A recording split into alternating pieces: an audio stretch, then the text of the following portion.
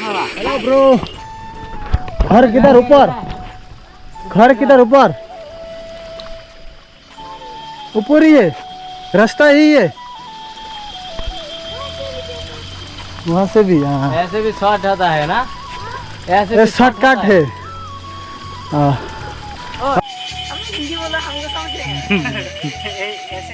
Hello guys, কি খবর? আশা করি সবেরই খবর ভালো।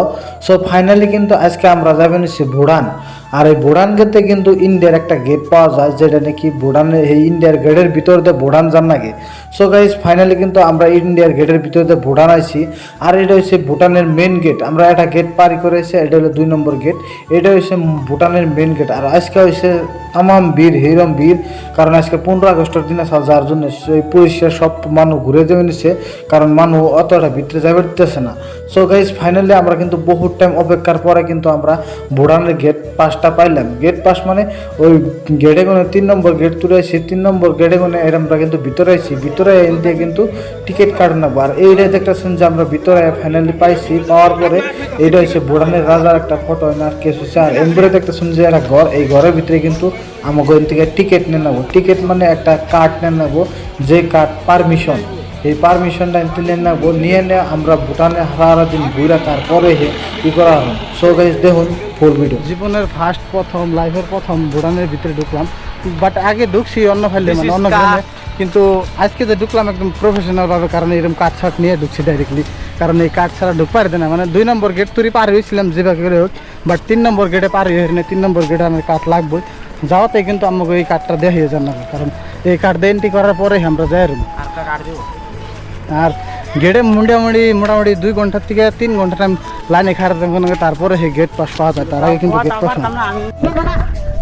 সব টাইম অপেক্ষা করার পরে কিন্তু আমরা ঠিক গেট পাসটা পাইলাম। এই ধরুন গেট পাস। তো আমরা 3 জন গেট পাস নিয়ে নিচ্ছি, মোটামুটি 2 ঘন্টা লাইনে খাড়ে থেকে গেট পাস নিয়েছি। এখন ভিতরে কি আছে সম্পূর্ণ দেখুন। আর পাশের জন্য 2 ঘন্টা ওয়েট করছি, বাপরে। এখন ভাবছি কিছু খিদা লাগছে, কিবা কিবি এনে খামো, এনে হোটেল সোটেল, তো এনে কিবা কিবি খাই। আর হোটেলের ভিতরে কি আছে সম্পূর্ণ কিন্তু দেখাম।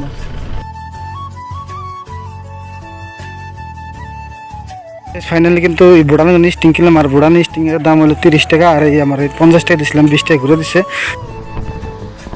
ভুটানে দেখুন, ভুটানে এলাম, ভুটানে আবার লগে লগে একটা বস্তু দেখলাম কি, ভুটানে দেখুন যে গাছ কাটা তো মেশিন দিয়া।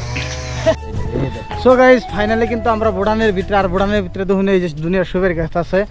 বাট আমরা ভুটানের বাজারে একটা স্টিং কিনছিলাম, ভুটানে কিন্তু এই স্টিংয়ের দাম 30 টাকা, আমি ইন্ডিয়ায় কত 20 টাকা, আর ভুটানে কিন্তু 30 টাকা। আরাম 30 টাকা 50 টাকা নোট দিয়েছিলাম, আমার কিন্তু 20 টাকা অলরেডি ঘুরে দিচ্ছে ভুটানের পয়সায়। সো আমার ইন্ডিয়ার পয়সা দিছিল, কিন্তু আমি ভাবলাম যে ভুটানের পয়সা কিছু নিয়ে যায়, যার জন্য ভুটানের পয়সা নিয়ে এলাম। নিয়ে ফেরত না, বাট বাইক সাইক নিয়ে ফেরত, বাট মানে আজকের দিনে তো বহুত ভিড়, যার জন্য আজকে বাইক নিয়ে ফেরত না। আমরা কিন্তু আইডা আইছি, আর আইডা বেশি দূর দেখান যাবো না, যেটুকু পারি আর কি ওই তৈরি ভুটানের ওই তৈরি দেখাবো আর কি। ভুটানে মানুষ গরিব মনে, আবার এখানে বিল্ডিংও দেয়, সামনে বিল্ডিং দেবেন, সেই সামনে বিল্ডিং আছেন, তো বিল্ডিং দেবেন সেই নিয়ে আবার ভুটানে।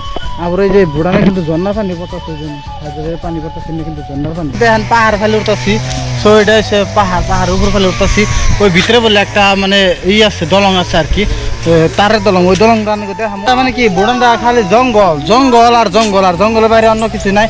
বাট আর ওই রকম না যে ইন্ডিয়ান না গেলে, এনে খালি পাহাড় আর পাহাড়, পাহাড়ের বাইরে অন্য কিছু না, আর পাহাড় দেয় সব কিছু।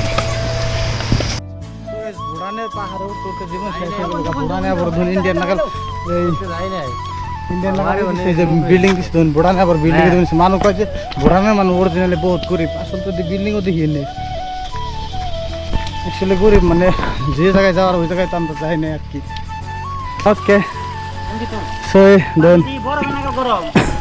ভুটানের এই যে পানি, না কিন্তু ঝর্ণার পানি, আর এই পানিটা কিন্তু ফ্রেশ পানি। অ্যাকচুয়ালি ঝর্ণার পানি বহুত ফ্রেশ হয়। তো দেখুন ওই বাবু একটা যাবেন সে উপরে, এটা লগ বাড়ি এলে উপরে, সেই উপরে ইন্দে পাহাড় ইন্দে। আর আমাদের জন্য যেটা সম্ভব না, এই পাহাড় বাইরে যাওয়াটা একদম অসম্ভব। তো গাইস ফাইনালি কিন্তু আমরা বুড়ানের ভিতরে আই পড়ছি। আর বুড়ানের ভিতরে আমি যে কইছিলাম যে একটা তারের ব্রিজ দেখামো, তো ফাইনালি দেখুন গাইস এটা হলো বুড়ানের তারের ব্রিজ। 2 মিনিট মাত্র 2টা খোড়া আছে আর কিচ্ছু না, আর কিবা লেখা আছে যাই এগুলা বুঝি না যেহেতু। আর ওই যে সামনে যেটা পাহাড় দেখতেছেন ওটা কিন্তু ভৈরবকুণ্ডর পাহাড়। আর এই যেটা ঝর্ণা গেছে এটা কিন্তু বুড়ানের ভিতরে মানে ভৈরবকুণ্ড হয়ে গেছে, আর বহুত ঝর্ণা একসাথে হয়েছে। সো গাইস এই ব্রিজটা কিন্তু অসাধারণ, বহুত একটা সুন্দর একটা ব্রিজ। দেখুন কি মজা করে ব্রিজটা বানাইছে, যেহেতু তার মধ্যে জাতীয় পতাকার মধ্যে কিবা দিউনে আছে। আর গাইস ওই ব্রিজের ব্লগে কিন্তু আউটা ব্রিজ আছে, এটা কিন্তু নোয়ার ব্রিজ গাইস। নোয়ার ব্রিজটা দেখতে কিন্তু গাইস অসাধারণ, একদম সুন্দর ব্রিজ। তো যারা এখন পর্যন্ত এই ব্রিজগুলো দেখেন না, তো ভুটানের ভিতরে একবার হলে এখন এই ভুটানের ভিতরে ব্রিজ দুটো দেখে যান। ব্রিজ দুটো কিন্তু অসাধারণ, বহুত মজা করে ব্রিজ বানাইছে, কারণ একদম টোটালি তারের ব্রিজ। আর আমার পিছনে যেটা দেখতেছেন ওটা কিন্তু টোটালি নোয়ার ব্রিজ, নোয়ার বাইরে ওটা অন্য কিছুই না গাইস। আমরা হয়েছে আঙ্গনগার দুনিয়ার মামা হয়েছে, যেহেতু আমরা আসলাম ভৈরবকুণ্ড বহুত ভালো লাগছে। আর যখন আমরা ভুটানের লাইফের প্রথম কিন্তু ভুটানের ভিতরে আসি, আর ভুটানের ভিতরে কিন্তু বহুত মজা লাগছে। সো গাইস যারা এখন পর্যন্ত ভুটান আহেন নাই, তো ভুটান আহেন আর ভুটানটা দেখে যান যে ভুটানটা কত মজার। কারণ আমরা এটা পাহাড় দেখতেছেন যে এটা হলো পাহাড়ের উপরে এসে কিবা একটা সাইনবোর্ড লেখা আছে একদম পাহাড়ের লাস্ট মাথায়। যেহেতু আমরা আরও দেখানোর চেষ্টা করতাম, কিন্তু আমাকে যেহেতু রাত হয়ে গেছে, রাত হওয়ার জন্য আমরা কিছু বেশি কিছু দেখি না। তো ইনশাআল্লাহ নেক্সট টাইম আরও কিবা দেখাম তো ভিডিওর মধ্যে। তো ফাইনালি বুড়ান সুড়ান দেওয়ার শেষ হলো, অ্যান্ড আমরা কিন্তু ইন্ডিয়া ঘুরে গেতেছি গা। So welcome India. সো এটা হলো ইন্ডিয়ার গেট।